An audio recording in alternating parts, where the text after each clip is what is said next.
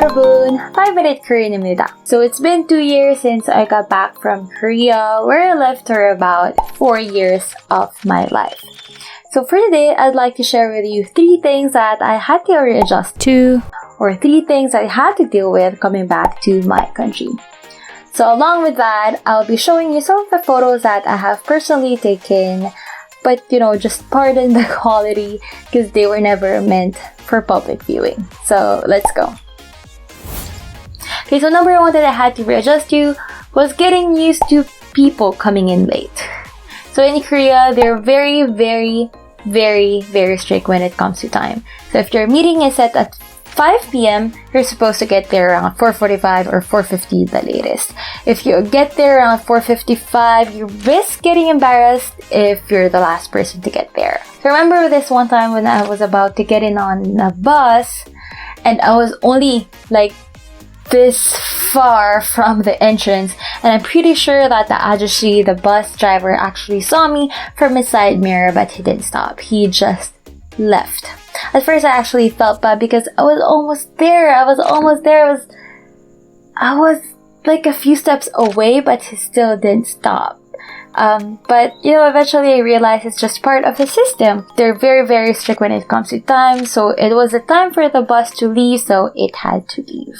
So usually around train stations or around bus stops or around subway stops, you'd see people running, like literally running on their formal attire.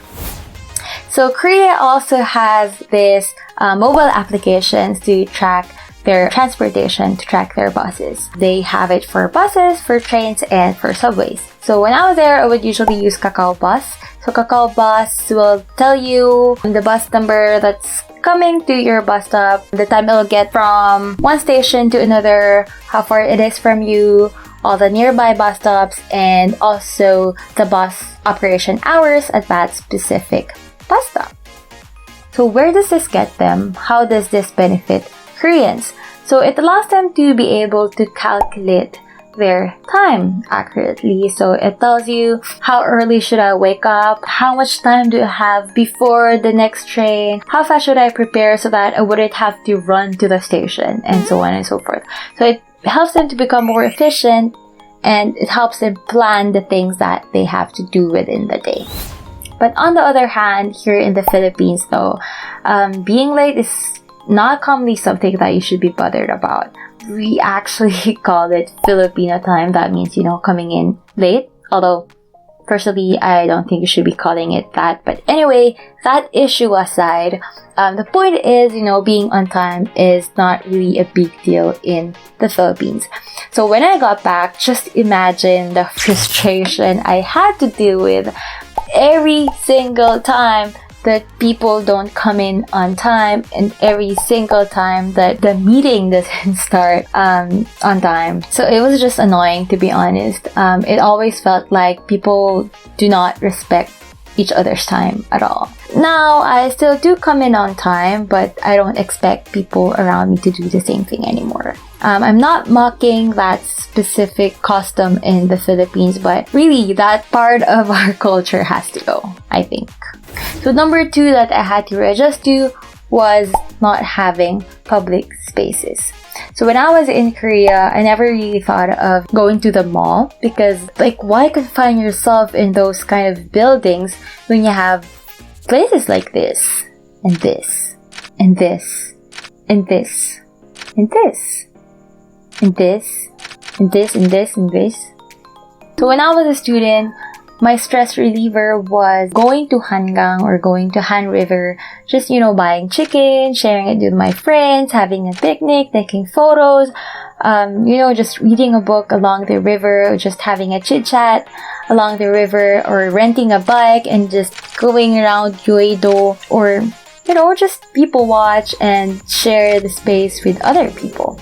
So if we're not in Hangang, you probably would find us in Hongdae, where you could just walk around, do eye shopping, or just watch the street performances, amazing performances by amateurs and by students and by different people from different walks of life. Or, just go to museums, which by the way have very minimal entrance fees if not free. So my personal favorites were Hangul Museum, they have the Korean War Museum, and the Comfort Women Museum. That's not the exact name, I forgot. I'll post it. So you also have the option of going to public parks. Or if not, you could go hiking with your friends. So mountains in Korea are actually well maintained. They're well monitored by the government. So I actually like calling this as Korea's national hobby. So a lot of them go hiking even like every weekend or like twice a week. So mountains in Korea have the stairs or bridges, or they actually have constructed, like rest places. So even if you don't have a training to climb, you could easily climb any mountain in Korea. Well, most mountains in Korea. So the Korean government make it to a point to improve these spaces, to monitor these spaces, to maintain these spaces so that these could be enjoyed by the public. So coming back to the Philippines, the only place I go to, you guessed it, SM. There's really not much public spaces around here, and it's sad. It's sad to not have this shared spaces where, you could just do your thing with people around you, or you could just, share the space with other people, or, just be in the presence of other people. But, I'm not hopeless in this aspect of the Philippine development. Recently, we've been seeing bike lanes getting constructed. We have seen public spaces, around lakes, around rivers. We're starting to see also nice museums. So hopefully there'll be more public spaces to share with other people, especially after COVID. So number 3 that I had to readjust to was having to carry cash with me all the time. In Korea, you just need one card and you're ready to go. Okay, hold on, let me show you. Okay, so this was a card that I would usually bring with me when I was in Korea. So this is a credit card but also functions as a transportation card. So people usually call it T-money. So you could use it to tap on the bus to pay for your fare, or on the subways or taxis. I would just need this one card and I'm good to go. I don't even need cash in Korea. So small stores in Korea would usually allow you to use your debit cards. But if they don't, they would have their bank accounts posted on the side of their store, and you could just transfer them the money if you don't have cash. Convenience stores, 100% you can use your cards as well. But if you prefer using cash, almost all the convenience stores in Korea have ATMs. So one more thing that I like about Korea is that even if you're just paying for, let's say, a 500 won ice cream, you could use your credit cards or debit cards. No minimum spending. You can just use your card for whatever.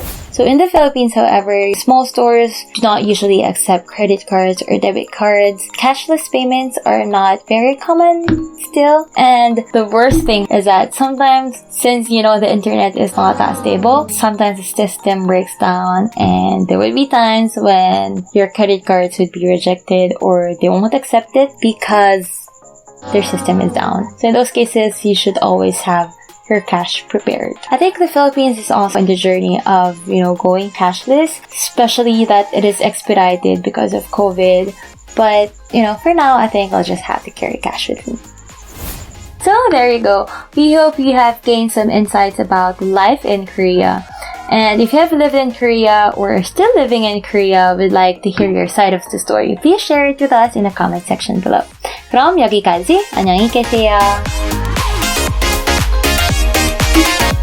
안녕히 계세요.